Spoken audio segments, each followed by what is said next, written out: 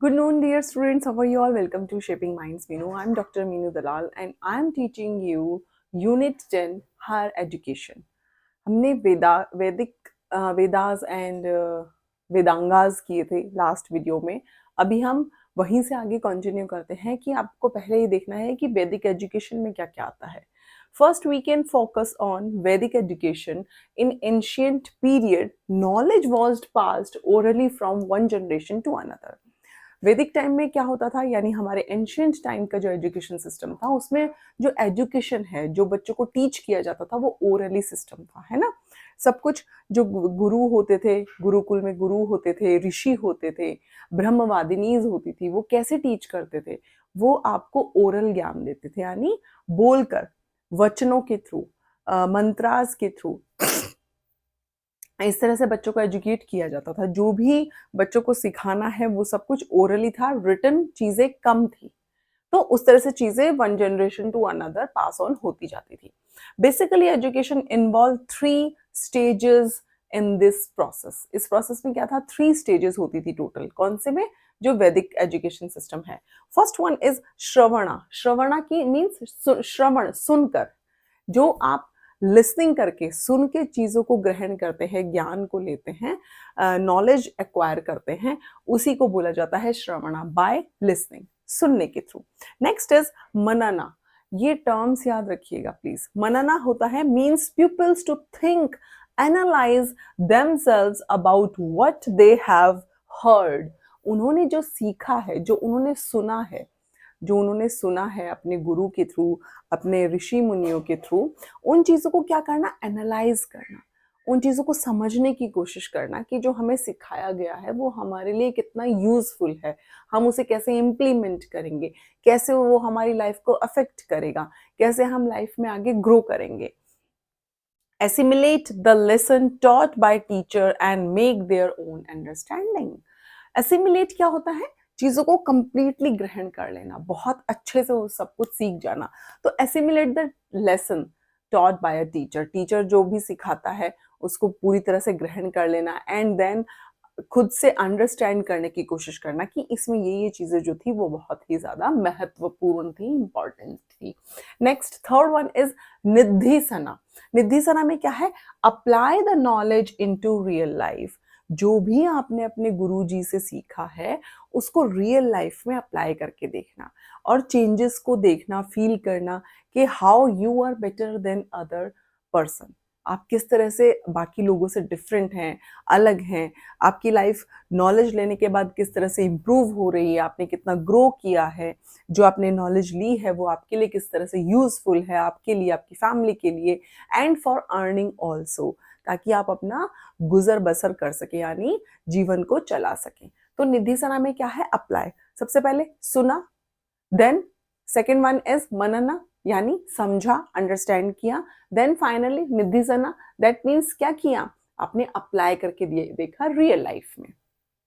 Next is the main goal of life is, main goal पहले वैदिक time पे, ancient period में क्या था, main goal of life is self realisation. Actual में ये फील करना, इस चीज को समझना कि आप यहाँ, आपने जन्म क्यों लिया है, what is the purpose of your birth, what is the basically use, आपका यूज क्या है, आप क्या, जिस जो आपने मनुष्य की योनि में जो जन्म लिया है, क्या आप एक्चुअली वो चीज पे कर पा रहे हैं, उतना बेनिफिट अपनी सोसाइटी को दे पा रहे हैं, अपने पेरेंट्स को दे पा रहे हैं, क्या आप कितने यूजफुल हैं सोसाइटी के लिए। अगर आप एक बेहतर इंसान बनेंगे तो जाहिर सी बात है आप यूजफुल हैं, आप डेवलपमेंट में हेल्प करेंगे, आप ग्रो करेंगे, आप न्यू चीजें लेकर आएंगे। तो self realisation, the preservation of culture. और अगर आप सच में एक अच्छे इंसान बनते हैं, आप एक अच्छे एजुकेटर हो जाते हैं, आप एक अच्छे स्टूडेंट हैं, तो आप बेसिकली क्या करेंगे, अपने कल्चर को प्रिजर्व करके रखेंगे, जो चीज़ें आपने सीखी हैं, ग्रहण की हैं, उन्हें संभाल के रखेंगे ताकि आप नेक्स्ट जनरेशन को पास ऑन वो चीज़ें कर सके। अगर आप खुद ही नहीं सीखेंगे तो आप पास ऑन क्या करेंगे। Then cultivation of noble ideas. Cultivation of noble ideas में क्या है कि आपने जो अच्छी चीजें सीखी हैं, जो नॉलेज ग्रहण की है, जो मॉरल वैल्यूज आपके अंदर हैं, उनको नेक्स्ट जनरेशन में कल्टीवेट करना, यानी आपके आने वाले जनरेशन में जब आप शादी करेंगे तो आपके बच्चे होंगे, आप अपने बच्चों को अच्छी शिक्षा दे पाएंगे, उनको अच्छे वैल्यूज सिखा पाएंगे, वो एक बेहतर इंसान बन पाएंगे। नोबल आइडियाज क्या होते हैं? बेसिकली एक अच्छे इंसान बनने के जो गुण होते हैं, for a better human being, for a good human being, जो क्वालिटीज आप में होनी चाहिए कि आप सच्चाई के रास्ते पे चलेंगे, आप स्ट्रांग रहेंगे, आप मीन्स एंड गोल्स, आपके गोल्स को अचीव करने के लिए जो आपको मीन्स चाहिए, आप इनडायरेक्ट वे जो है उसको चूज नहीं करेंगे। जैसे कि आजकल बहुत होता है ना, यूजीसी नेट के एग्जाम में लोग धांधली करके एग्जाम को पास कर लेते हैं। आप वो मीन सेलेक्ट नहीं करेंगे, आप खुद मेहनत करके अपने एग्जाम को क्वालिफाई करेंगे। तो ये चीजें क्या है? ये है नोबिलिटी, यानी आप एक अच्छे ह्यूमन काइंड हैं।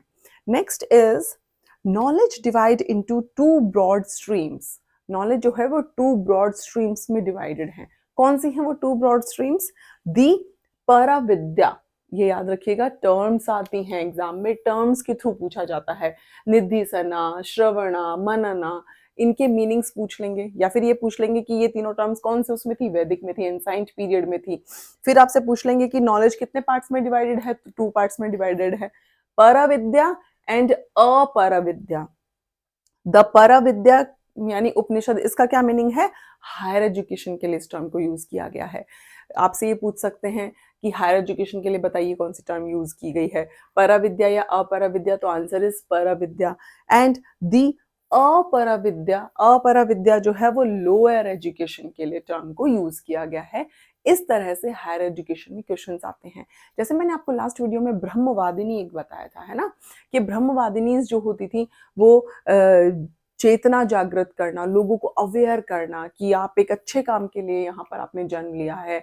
लाइफ टाइम वो उन्हें एजुकेशन देते रहते हैं। वो क्या करती हैं?